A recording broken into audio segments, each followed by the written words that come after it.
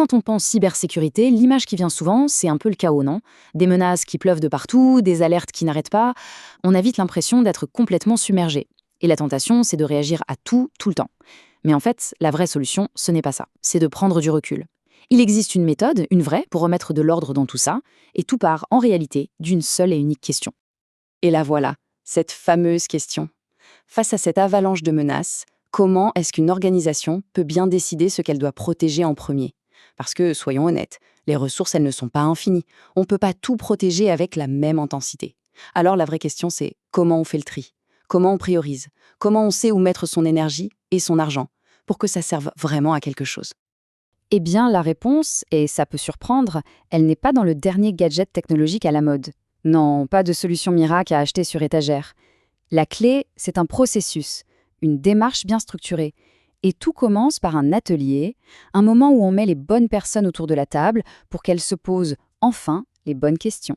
Et pour que ce soit bien clair, on va prendre un exemple concret. On va voir comment ça se passe en pratique. Allez, pour que tout ça prenne vie, on va suivre l'histoire d'une entreprise fictive. Disons, une boîte de biotechnologie qui fabrique des vaccins. On imagine bien que leur travail est hyper important et que les données qu'ils gèrent sont ultra sensibles. C'est le cas d'école parfait pour voir comment on peut bâtir une stratégie de défense intelligente, étape par étape. Ok alors, par où on commence?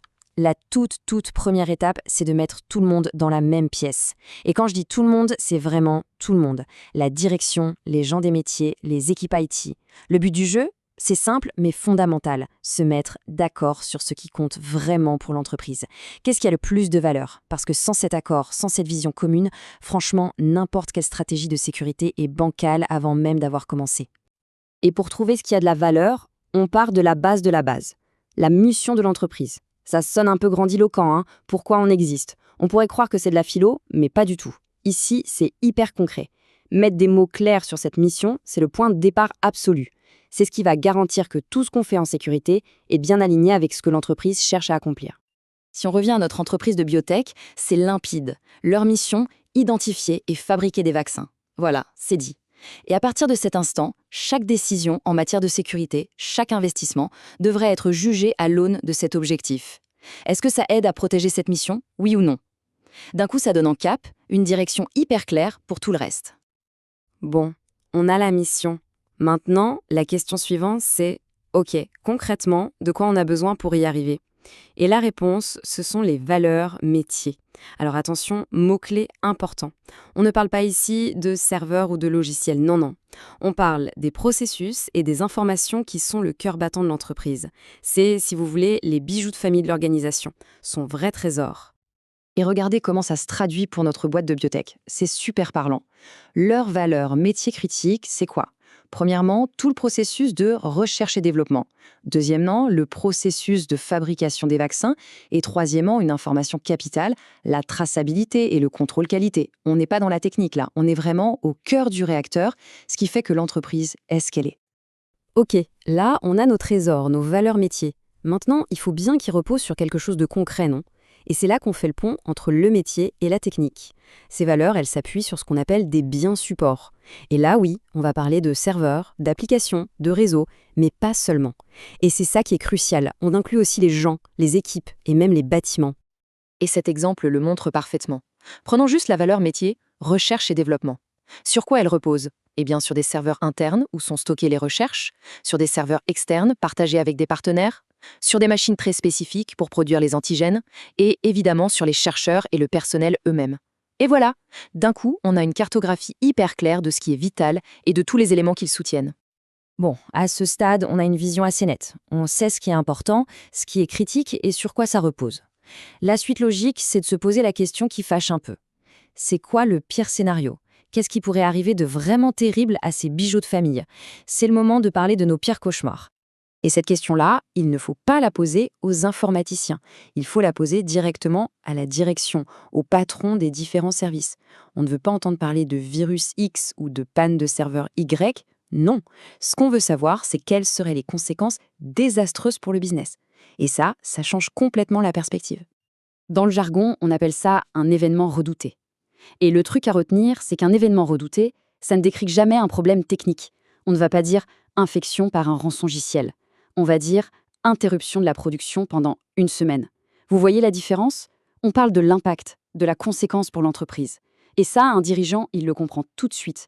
Il peut tout de suite sentir la gravité du truc. Alors, quels sont les pires cauchemars de notre entreprise de biotech? Regardez. Une modification des résultats du contrôle qualité, ça pourrait être une catastrophe sanitaire. C'est jugé critique, niveau 4. Pareil pour une interruption de la production en pleine épidémie. Niveau 4 aussi. Une fuite des données de recherche vers un concurrent, c'est très grave. Mais peut-être un peu moins immédiatement. On le met en important, niveau 3. C'est cette priorisation qui est essentielle. Elle nous dit exactement où il faut mettre le paquet. Parfait. On a la liste de ce qu'on doit protéger en priorité et on a la liste des catastrophes qu'on veut absolument éviter.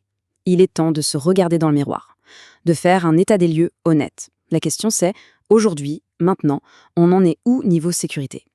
Et pour faire ça, on utilise ce qu'on appelle un socle de sécurité. C'est tout simplement la liste de toutes les règles du jeu que l'entreprise est censée respecter. Ça peut venir de la loi, de contrats avec des clients ou de ses propres règles internes. L'idée, c'est de prendre cette liste et de cocher les cases. Est-ce qu'on le fait ou pas? C'est une approche très pragmatique, centrée sur la conformité. Et voilà un petit exemple de ce que ça peut donner.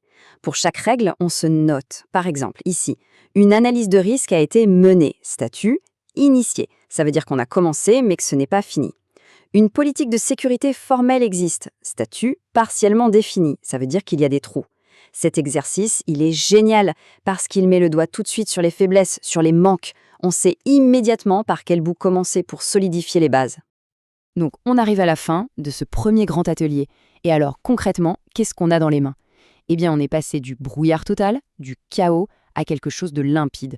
On a construit les fondations, la base solide sur laquelle on va pouvoir bâtir une stratégie de sécurité qui est vraiment intelligente. Le résultat, c'est bien plus qu'un rapport qui va prendre la poussière. C'est un véritable plan d'action.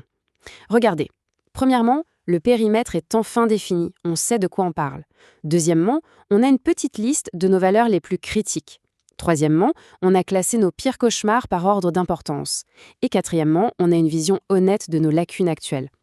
En gros, on a arrêté de naviguer à vue. On a une carte, on a une boussole et on sait où on va. Finalement, tout ça peut se résumer à une seule idée, qui est toute simple mais essentielle. Une cybersécurité qui fonctionne, ça ne commence pas par l'achat de plus d'outils. Ça commence par le fait d'avoir les bonnes conversations. Avant même de penser pare-feu, antivirus ou intelligence artificielle, il faut parler stratégie, il faut parler valeurs, il faut parler risques. C'est ça la première étape, la plus importante, pour construire une défense qui tient la route. La vraie question, ce n'est donc pas quel outil faut-il acheter. La vraie question, c'est à quand cette conversation dans notre organisation ?